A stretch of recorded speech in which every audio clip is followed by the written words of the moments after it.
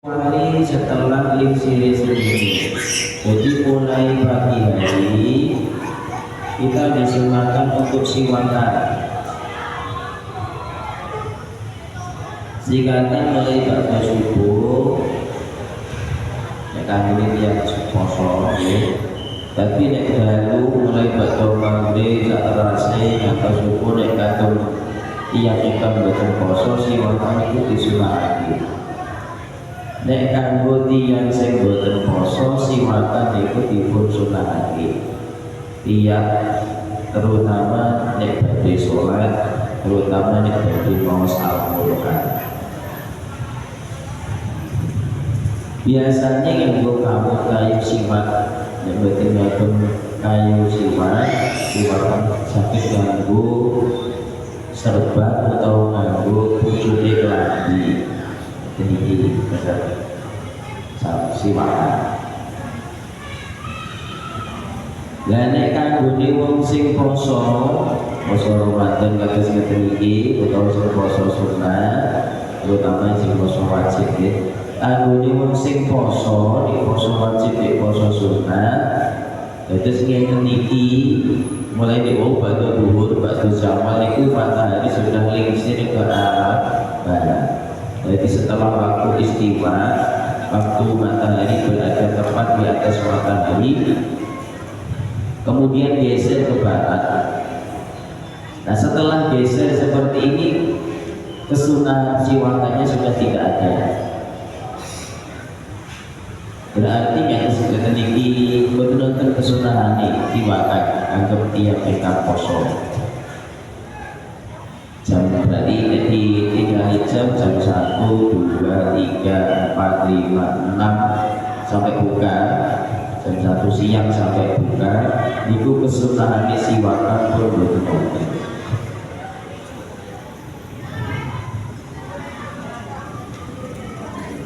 Wahwa utawi siwakan fi salatati mawadhi'a di 3 tempat asyaddu iku luwih dibangetake kapan istihbaban kesunahane. Ada 3 tempat kesunahan yang lebih disunahkan jika dilakukan. Pertama, inda tabayyuril fami, ketika berubahnya mulut berubah. Mulut berubah karena tidur, kita di siang tidur, kemudian bangun. Nah, bangun tidur kan berubah mulutnya, bau mulutnya berubah. Min asmin saking meneng wa wairi dan dianya asem. Jadi disunahkan ketika bau mulut telah berubah, perubahan bau mulut, maka disunahkan untuk siwakan. Wa inda qiyamina nalikane bangun minat naumi sange tidur, dan ketika bangun tidur juga disunahkan siwakan. Kemudian wa inda qiyami ila sholati, ketika mau melaksanakan sholat, bau mulutnya berubah. Biasanya setelah diam terlalu lama, ini bau mulutnya tidak enak. Nah, bau mulut yang tidak enak ini maka disunahkan untuk siwakan. Kemudian kesunahannya lagi setelah bangun tidur malam, bangun tidur, bangun kamar mandi, melakukan aktivitas, kemudian siwakan atau gosok gigi terlebih dahulu biar pikirannya fresh. Biasanya kalau bangun malam kemudian ke kamar mandi, kemudian gosok gigi, itu akan merasakan fresh, mulutnya seger, akhirnya pikirannya juga seger. Kemudian wudhu, insya Allah ngantuknya sudah hilang. Kita melaksanakan sholat sunnah enak, seger. Apalagi nanti dilanjutkan pergi ke masjid untuk melaksanakan sholat berjamaah, seger rasanya. Ngantuknya sudah hilang karena berkah dari siwakan atau gosok gigi. Kemudian setelah bangun dari tidur, ya minimal kalau siwakan atau gosok gigi sehari ya minimal 2 kali. minimal sekali ya, biasanya pagi sekali bangun tidur atau mau tidur itu kita siapkan. Kemudian kesunahannya lagi ketika hendak melaksanakan sholat kita juga disunahkan untuk siwakan. Jadi sudah saya sampaikan di awal, kalau tidak memakai kayu siwak untuk bersiwakan maka bisa menggunakan kayu atau korfusol atau pucuk klambi gitu. Baju yang kasar, yang kering, yang kasar. Kemudian kita lanjutkan tata cara wudu wa furudul wudu'i sittatu asya'a. Fardunya wudu itu ada 6 perkara. Yang pertama niat hingga ghuslil wajhi, ing dalam nalikane basuh wajah.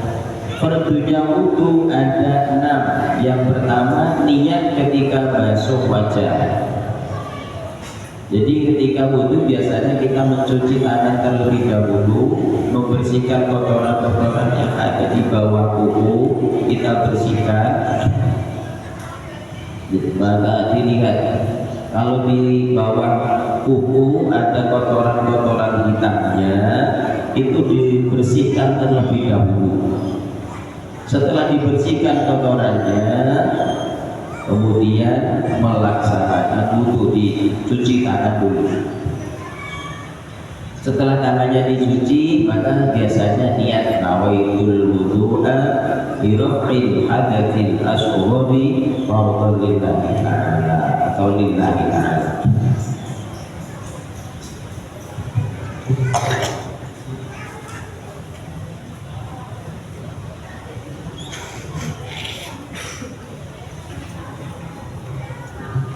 Niat yang dilakukan ketika mencuci tangan awaitul wudu'a irafil hadatsil asghari lillahi ta'ala itu hukumnya sunnah.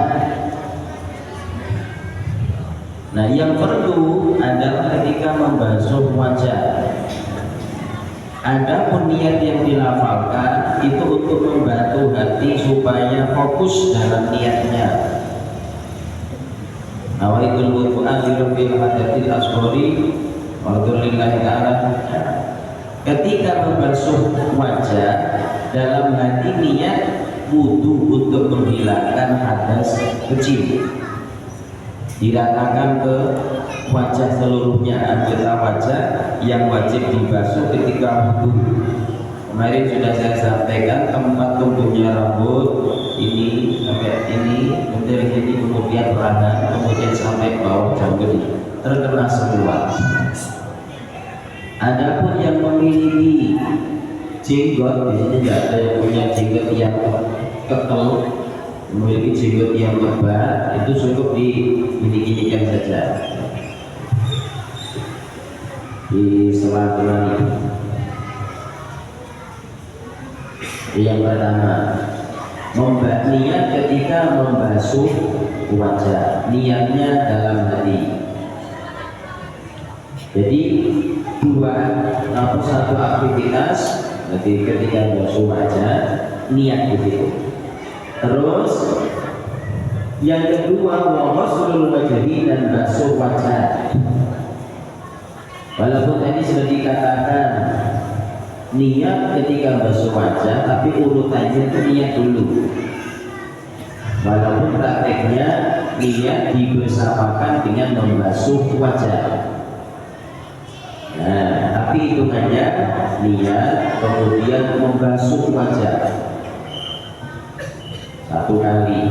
Adapun yang kedua, ketiga itu hukumnya sunnah.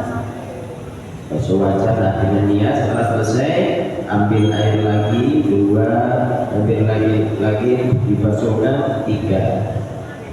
Sudah 2 berwudu dilaksanakan. Kemudian yang ketiga ghuslul yadaini dan membasuh kedua tangan. Membasuh tangan kanan terlebih dahulu hukumnya sunnah, mulai dari ujung jari sampai siku. Nah, sampai siku balik lagi. Kalau pakai jari diambilkan dari ujung jari ke siku. Kalau misalkan pakai pancuran air yang ada di pancuran kolam itu gini, diurut dua. Kalau satu kan sudah sunahnya kita laksanakan dua, tiga. Jadi gosokannya ini yang membantu hitungan satu dua. Batasnya ujung jari sampai siku.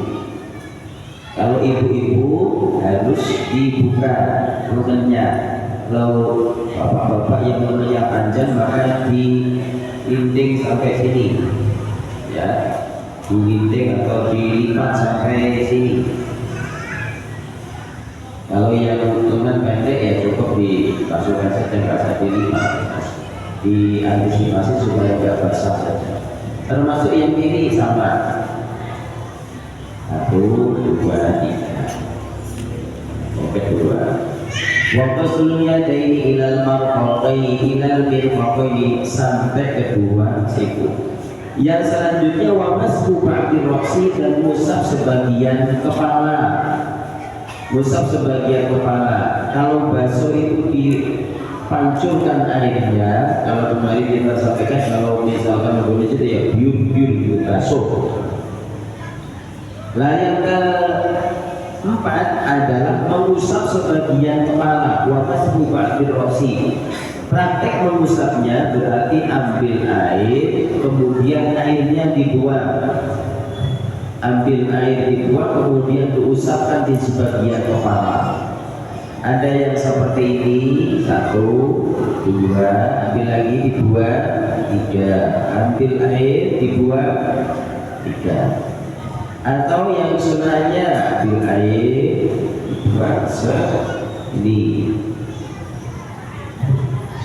Jadi semua nama 3 kali itu kesunahannya. Di sini boleh, di sini boleh, di sini juga boleh, di belakang sini. Jadi yang sebagian kepala, jadi kepala kan di atas kayak ini. Nah ini masuk terus mengusap sebagian kepala. Jadi sekali lagi ambil air dibuang. Kalau nggak dibuang namanya membasuh. Ya ibu-ibu, ini kalau langsung ditempelkan di kepala ini namanya basuh. Ambil air ini basuh. Supaya tidak basuh dibuang airnya, ditempelkan di kepala, diusap. Ini namanya mengusap. Itu yang keempat. Selanjutnya yang kelima wa ghuslul rijlaini dan membasuh kedua kaki ilal ka'baini sampai mata kaki, sampai kedua mata kaki. Ujung jari telapak kaki sampai mata kaki, kalau di kaki ya mata kaki dibasuh semuanya. Minimal sampai sini, mata kaki sampai diameternya berkeliling mata kaki. Syukur lebih, syukur sampai di sini, sampai lutut juga nggak apa-apa. Nah, atau di atasnya ini betis ini, supaya terkena air semua. Kanan dulu. Kemudian karena biasanya di sela-sela kaki itu ada kotoran ya, di sela-sela. Jari-jari kakinya di sela-sela begini. Diratakan airnya supaya terkena air semua kakinya, termasuk jari-jari, termasuk sela-sela jari terkena air. 1 kali wajib, kedua, ketiga sunnah. Tapi itu sunnahnya 3 kali. Yang lebih baik dilaksanakan. Kemudian selanjutnya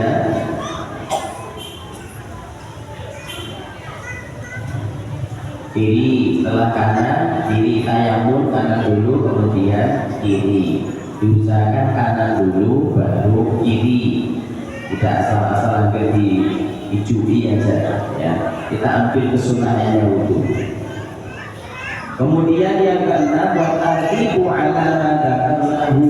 Tertib sesuai dengan urutan yang telah disebutkan tadi. Dari 1 nomor 5 urut, mulai dari niat, kemudian membasuh wajah, kemudian membasuh kedua tangan, kemudian mengusap sebagian kepala.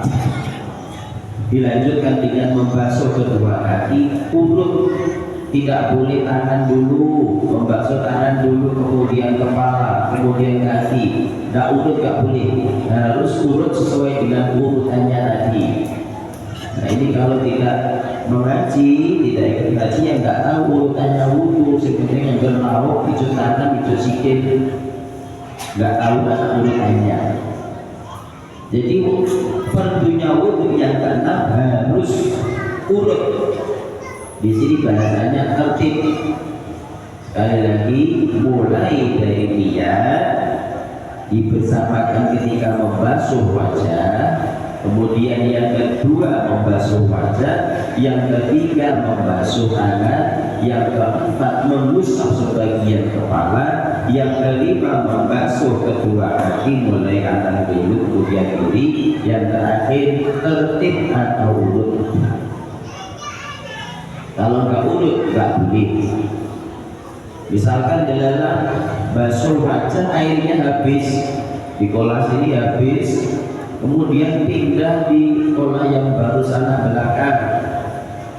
Selama masih basah, maka perpindahan itu masih dibilang urut. Di sini sampai tangan, airnya habis, kemudian naik, misalkan naik ke sini atau ke situ, ada pangkalan situ. Di bawah habis, naik, kemudian atau butuh di atas sini sampai tangan, airnya habis. Kemudian turun, ambil air di bawah, itu masih dikategorikan urut selama tangannya masih basah. Tetapi kalau rumahnya jauh, rumahnya Banjar sana, rumahnya Badong, wudhu sampai tangan habis, terus kakinya dibasuh di alun-alun dulu, yang agak sah. Karena kira-kira kalau perjalanan dari Badong sampai alun-alun itu tangannya sudah kering, maka tidak termasuk urut. Nah itu biasanya jarang terjadi, insya Allah cukup air. Itu misalkan terjadi kejadian seperti itu, airnya habis. Atau misalkan ya kejadian di rumahnya dia merasa bahwa air di padasannya masih begitu wudhu sampai habis, waduh banyak teh, akhirnya mau membeli dulu diteruskan membasuh kaki atau boleh agak ini kalau banyak untuk wudhu basuh kaki boleh, itu masih dikategorikan urut kalau tangganya yang masih besar. Itu diantaranya fardunya.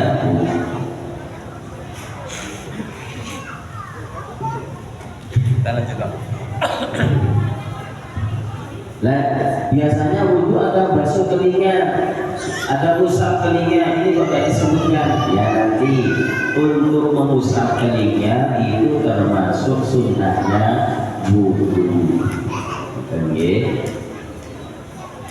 Wa sunanuhu utawi biro-biro kesunatane wudhu asyaratu limu Allah 10 asyaratu asyiya iku Allah 10 biro-biro suwiji-wiji. Kesunahannya wudhu itu ada 10 perkara. Yang pertama at-tasmiyatu membaca bismillah, bismillahirrahmanirrahim. Sunnah itu, maka dilakukan. Kemudian wa maslul kaffaini, membasuh kedua tangan. Jadi kalau mau wudhu membaca bismillahirrahmanirrahim hukumnya sunnah. Kemudian membasuh kedua telapak tangan, epe-epe hijau tangan, dibasuhi semua. Qabla idkhalihi al-ina'a, sebelum memasukkan kedua telapak tangan tadi ke wadah. Misalkan wudhunya pakai ada itu, pakai ember atau pakai kolam besar, jadi cuci dulu tangannya. Nah ini kalau bahasanya seperti ini biasanya supaya untuk menghindari mustamalnya air. Kalau nggak dibasuh dulu nanti kemudian nggak niat nyidup air, itu bisa menjadi mustamal airnya. Kalau pakai tangan masukkan air ke dalam tempat air, maka harus dilihat hidup. Hidup itu bahasa Indonesia ini apa? Nyamuk, ini nyamuk ya. Ini bahasa ini kok bisa Bu, bahasa ini hidup apa Bu? Bahasa Indonesia ini hidup apa? Nyamuk ya. Ini apa ini loh? Napa niku? Gayung. Gayung itu hidup niku hidup. Ini iki lho jenenge bahasa Indonesia ini nyati hidup. Hidup ya. Ya wis. Menyamuk ya hidup atau menyamuk itu terserah. Dari bapak menciduk, menciduk atau menyamuk, niati nyiduk atau menciduk atau menyamuk aja. Kalau nggak diniati nyiduk atau menyiduk atau mencau air, nanti bisa dikategorikan mustamal air rasa. Karena air yang mustamal tidak sah digunakan untuk itu. Nah itu di kesunahannya.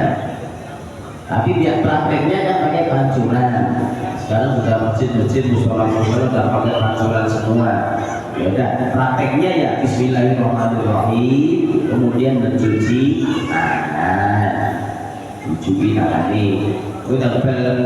Kalau tidak ada seperti ini, khawatir kalau baru buka, baru makan dulu, gue sapi, orang hijau, batal wudhu, terus mau jadi langsung wudhu, tak ada dijui, pedes kabeh orang ini. Itu namanya memperbesi wajah, bukan wudhu ya. Dijui di tangan, saya muluk-muluk itu ini adalah darahnya nonton perbesane, jui isi, ya wudhu, dan buatan perbes melipati perbes wajah ini. Biasanya orang Jawa itu senang sih perbes, karena perbes juga melipati diperbesi. Kalau melipati diperbesi, omongannya diperbesi. Atau begini. Terus boleh wal makna tulang kemu berkumur. Setelah tangannya bersih, kita belum masuk wajah tadi berkumur. Nah, untuk hati-hati, adik-adik, ayo, nek kembuk umur nggak usah seperti ini. Ayo, kalau seperti ini kita nek pas merosot segeri ya. Kalau mobil sisa dicopot, kamu ngerti ya? Kayak mobil orang kamu apa? Nah, kalau itu berarti puasanya batal. Puasanya kan menguji keimanan. Orang mau ngerti ya, belajar dengan nonton kamar mobil orang mau ngerti. Tapi bahasanya, percaya para awakmu orang, kamu menghargai diri sendiri atau tidak? Ini puasa. Dilakukan ini kan jadi orang-orang bawa banyusan, buat Allah, dia terserah, tapi berarti nggak percaya pada dirinya sendiri, nggak menghargai dirinya sendiri. Orang-orang lakukan dia ngerti. Kamu kan tahu, kamu kan pola, kamu sendiri. Nah itu puasa. Nah kalau berkumpul gini aja, nih. Setelah tangannya bersih tadi, ini ditempelkan.